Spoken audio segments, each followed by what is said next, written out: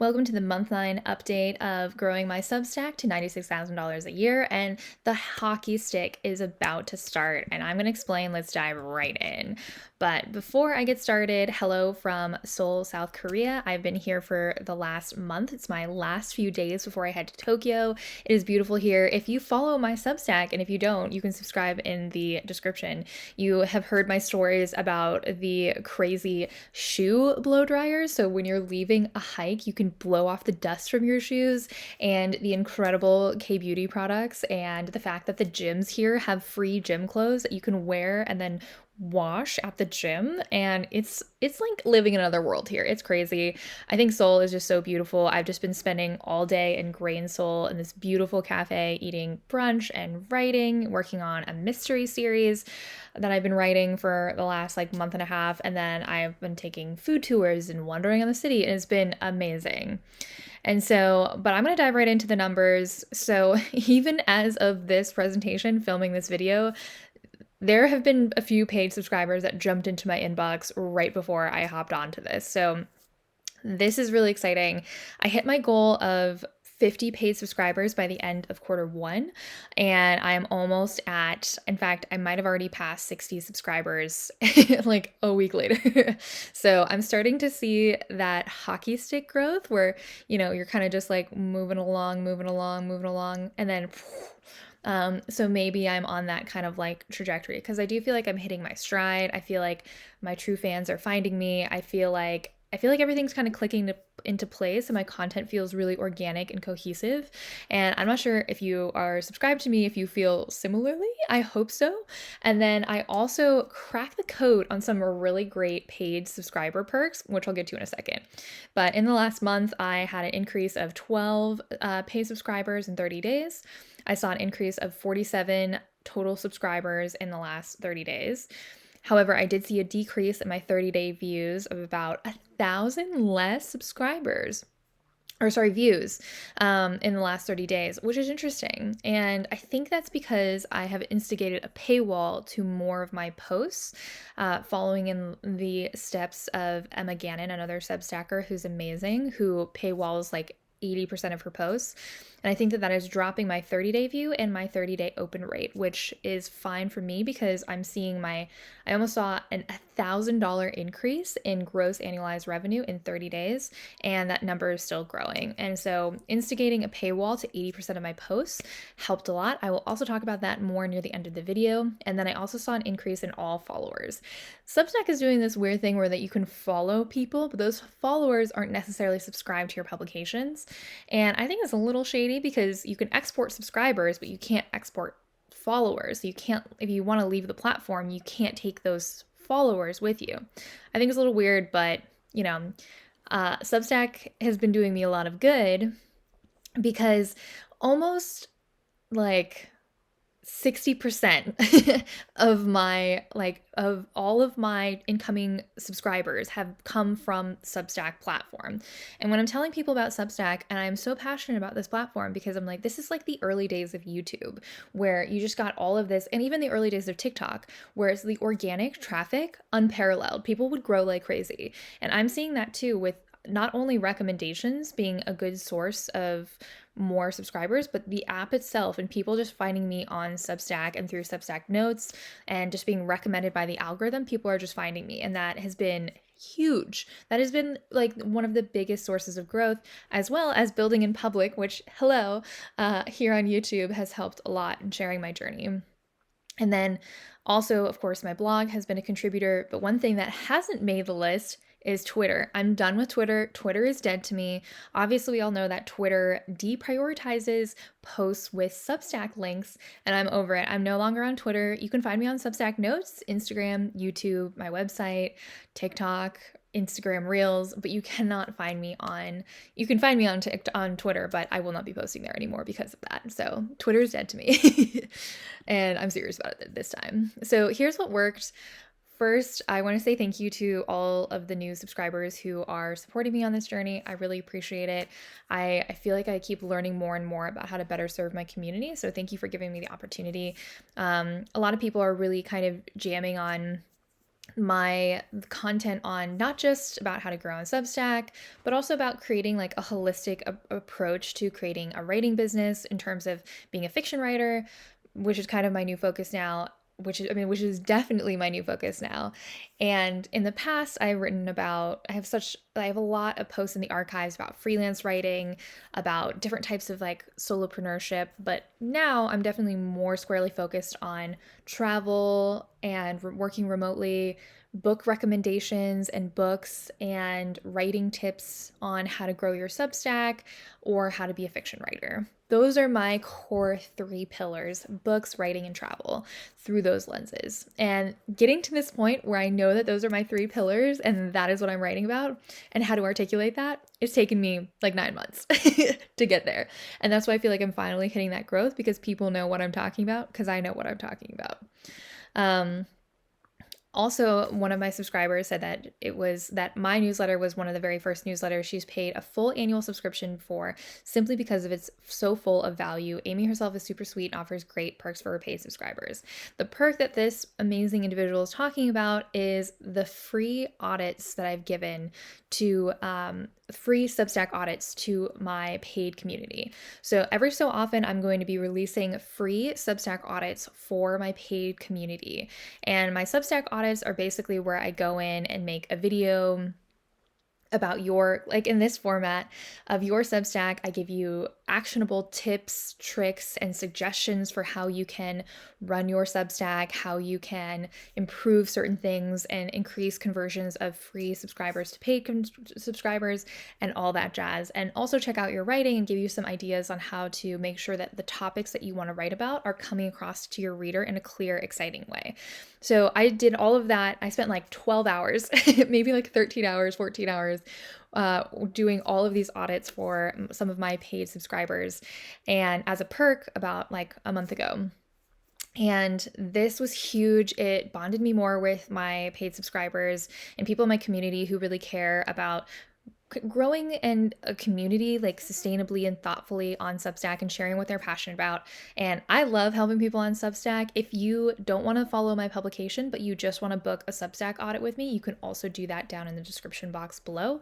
And then at another point, somewhere in the near future, I will be offering free Substack audits for my paid subscribers once more, but not at the moment. So if you want to get a Substack audit with me, you can book it at the link below. But you can also follow my Substack as well. So here's more of the breakdown of what worked.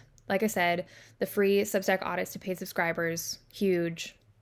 And then balancing my publication, because a lot of publications on Substack are just writing about growing on Substack. And honestly, I get so bored of that, because I think that most of the mystery and the excitement of Substack is that you're writing for an audience. You're kind of testing out what you're passionate about as a writer and what your audience is vibing with. And it's like a chemistry match mixed with a little bit of marketing and sales.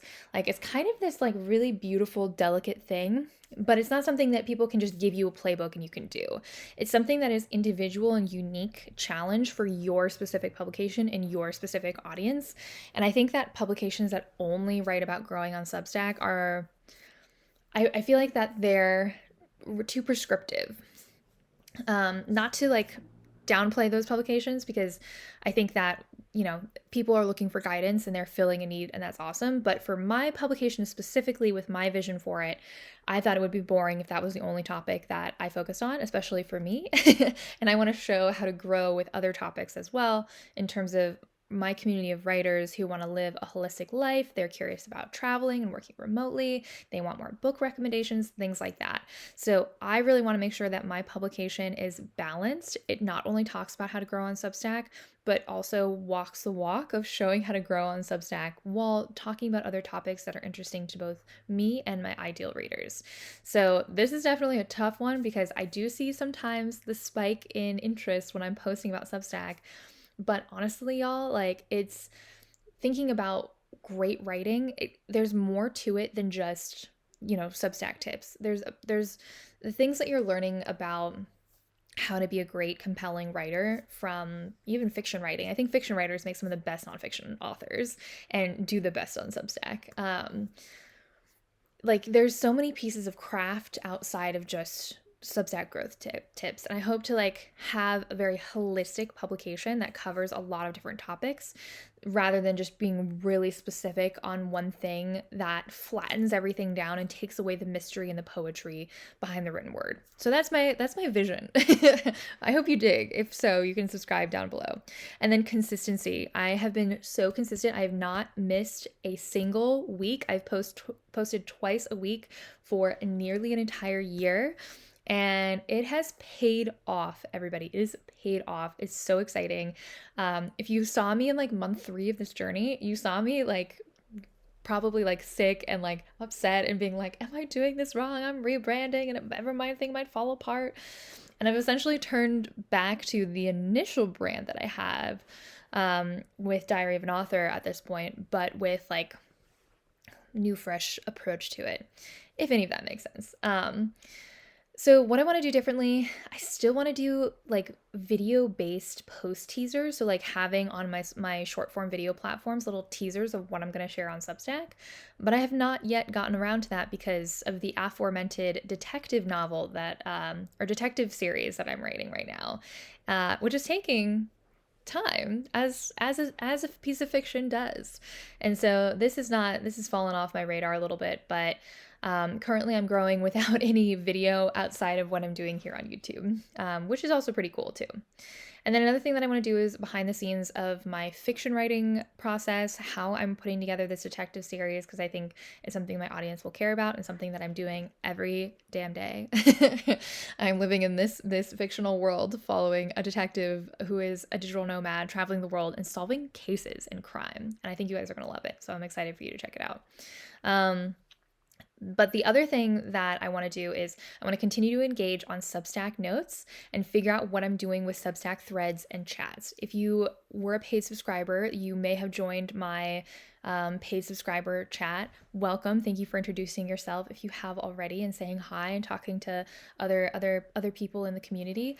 I think I'm still trying to figure out how best to use these features, to be honest. And Substack subscriber chats is different than threads. And I'm going to write a post about how these are different and how to use them differently. I think Emma Gannon, who runs the Hyphen, has a beautiful way that she uses the threads and the subscriber chat, even though actually I'm not even sure if she has a subscriber chat. With all that said, I need to get a little more organized with what I'm doing with those things. And I'm also going to be relaunching my podcast on Substack. So I've got other features that I've started to launch and investigate. I'm still working on it. And I'm going to have guides for how to set up all of these things once I've personally figured out what works and best practices, because I'm not ready to share what works and best practices because I haven't figured it out yet. Totally honest. And if you're still here and you haven't subscribed to my Substack below, I promise you there's great jokes, there's book recommendations, there's some travel stories, there's tips for how to live a wildly fun and profitable life as a full-time writer on Substack in your fiction writing. Even if you're a freelance writer and you just do Substack on the side, this is a great platform to earn passive income and also write about the things that you care about rather than just stuff for your clients. It's awesome. And then, of course, Substack tips. So quick Q&A. This is a question I got from Renee, who's amazing. She had a question about the value of paid versus free content. And I get this question a lot. And when I was doing all of my Substack audits, and I wrote a whole long post about all of the common mistakes I see people make on Substack recently. And one of the things that I see people make, the biggest mistake I see people make is not putting a paywall from day one.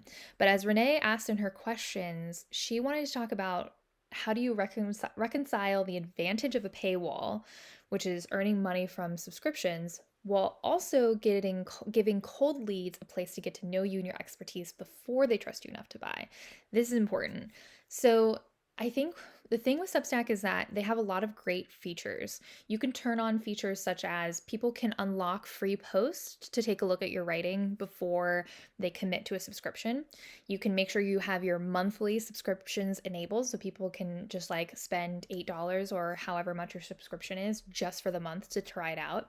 And then you should also enable free trials so people can try out your publication and read through the archives and get a sense of who you are.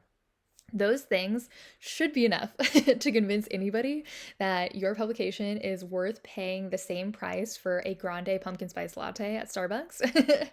$8 a month is not very much in the long run. $8 is is I mean, it is a lot if you're really strictly on a budget, but $8 a month in terms of what consumers pay for across the board and what we spend our money on in general, um, often, not always, is not going to break most people's banks. And so the ask of $8 a month, I think, is still valuable to have. And that's why I think that you should paywall at least 50% of your posts. However, if you are like Renee and the value that you're looking to gain from your subscribers goes beyond a subscription, and if you want to cultivate leads for potential clients, then I would say, yeah, maybe start your paywall for 30 to 50% of your posts and maybe don't have a paywall for your archives.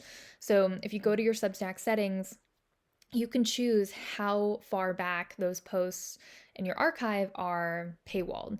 So let's say any post that was posted longer than 4 weeks ago gets paywalled. What you could do is you could turn that off and just have the posts that you paywall, like maybe 20, 30, 40% of your content. That is only the content that gets paywalled and people can go back through your archives. So it's up to you how strict you want to be on your paywall. I think that if people are able to go and read most of your posts without having to pay for the paywall, they probably won't become paid subscribers if they can read most of your work.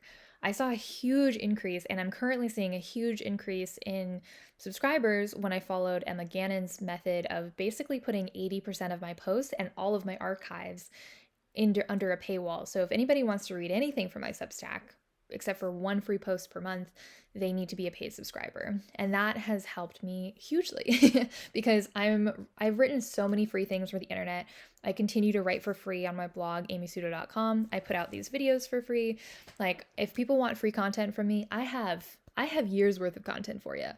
But the whole point of my Substack is that I'm writing like long pieces. I'm writing kind of like deep dives. I'm writing like things that I think that are going to bring a lot of value to my subscribers. And then I'm also adding other perks as well, like free subscriber audits, the subscriber chat, and other pieces as well that are going to further add value to my subscribers' lives. And by doing so, I am kind of adding more reasons for them to sign up. And if I'm giving too much away for free, then people will be less compelled to sign up and be like, oh, I'll just skip whatever posts are paywalled. Now, if you want to read pretty much anything from me in Substack, you have to pay $8 a month or $80 annually. And I think that that's a fair ask considering how much I already do for free and the value that I've assigned to my posts. So I think paywalls are really important and people value what they pay for. If somebody isn't paying for something, they won't value it as highly as if they pay for it. It's confirmation bias. People think that the things that they pay for and the things that they choose are more valuable by that nature. And so I think it's important to have a paywall, even if you're trying to get leads, because I value the paid newsletters that I sign up for way more than the free newsletters that I get to my inbox. So, and I'm pretty sure you do too, but you can let me know in the comments if you disagree. So that's all I have for you. See you next month, and let me know if you have any questions below, and I'll keep you posted on my progress, and hopefully we'll see that hockey stick continue to go. Happy writing, everybody.